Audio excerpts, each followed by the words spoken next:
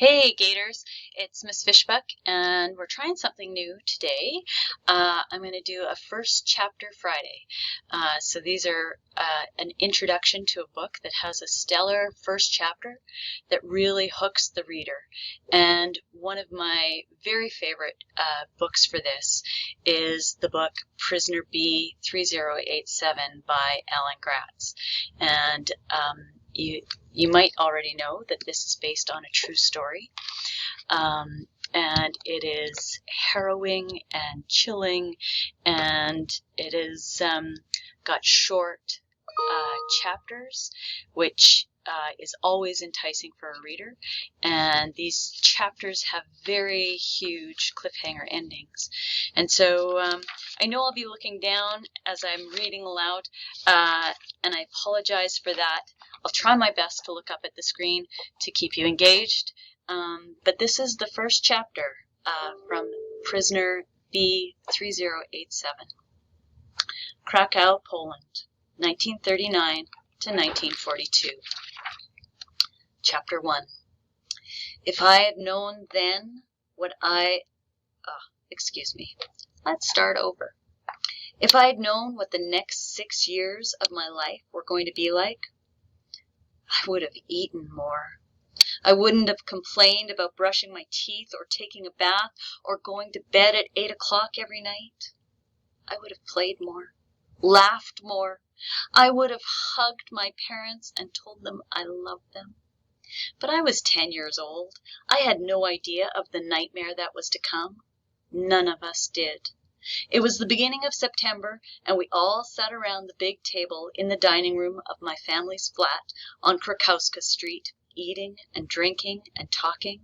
My parents, my aunts and uncles, my cousins, and me. Jakub, although everybody called me by my Polish name, Janek. The Jews must disappear from Europe. That is what Hitler said, Uncle Moshi said, reaching for another pastry. I don't know how much more clear he could be. I shivered. I heard Hitler, the German Führer, give speeches on the radio. Führer meant leader in German. It was what the Germans called their president now. Hitler was always talking about the Jewish menace and how Germany and the rest of Europe should be Jew-free. I was a Jew, and I lived in Europe, and I didn't want to disappear. I loved my house and my city. The British and the French have already declared war on him, said my father. Soon the Americans will join them. They won't let Germany rule all over Europe. He has already annexed Austria and Czechoslovakia, said Uncle Abraham, and now he invades Poland. My father sipped his coffee. Mark my words, this war won't last more than 6 months. My uncles argued with him, but he was my father, so I believed him. Enough politics, my mother said. She got up to clear the table, and my aunts helped her. Janek, why don't you put on a show for us? He's built his own projector. I ran to my room to get it. It wasn't a film projector like the one at the movie theater. It was a slide projector I had made by mounting a light bulb on a piece of wood and positioning wood plates with lenses for magnifying glasses in front of it. I could show pictures on the wall or do shadow puppet shows. My cousins helped me hang a white sheet in the doorway of the sitting room, and when everyone was seated, I plugged in the projector and clicked on the radio. I liked to have a musical accompaniment, like a movie soundtrack. When the radio warmed up, I found a Count Basie song that was perfect and started my show. Using cardboard cutouts of cowboys, Indians, stagecoaches, and horses I'd glued to sticks, I projected a shadow show about a sheriff in the American Wild West who had to protect his town from bandits. John Wayne Westerns were my favorite films, and I took all the best parts from his movies and made them one big story. My family laughed and cheered and called out to the characters like they were real. They loved my shows, and I loved putting them on for them. I was never prouder than when I got my father to laugh. Maybe one day I would go to America and work in the movies. Aunt Giselda would often ruffle my wavy hair and say, "You look just like a movie star, Yannick, with your blonde hair and big eyes." I was just getting to the part where the bandit leader robbed the town bank and was squaring off for a shootout with the hero when the music on the radio stopped mid-song. At first, I thought the radio's vacuum tube had blown, but then a man's voice came on the radio.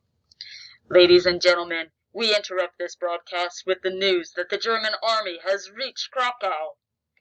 "No," my father said. "So soon?" Uncle Moshi said, "It's only been 6 days. Where's the Polish army?" I came out from behind the sheet in the doorway to listen, while the radio announcer talked about Polish forces withdrawing to Lodz and Warsaw. There was a big boom, and my mother's teacups rattled in their saucers. My cousins and I ran to the window to look outside. Dark smoke curled into the sky over the rooftops of the Gratz, our neighborhood. Someone cried out in the next street. The church bells of Wawel Cathedral rang out in alarm. It was too late. The Germans were here. If I had only known then what I know now, I would have run. I wouldn't have stopped to pack a bag or say goodbye to my friends or even unplug my projector. None of us would have. We would have run for the outside of town and never looked back. But we didn't.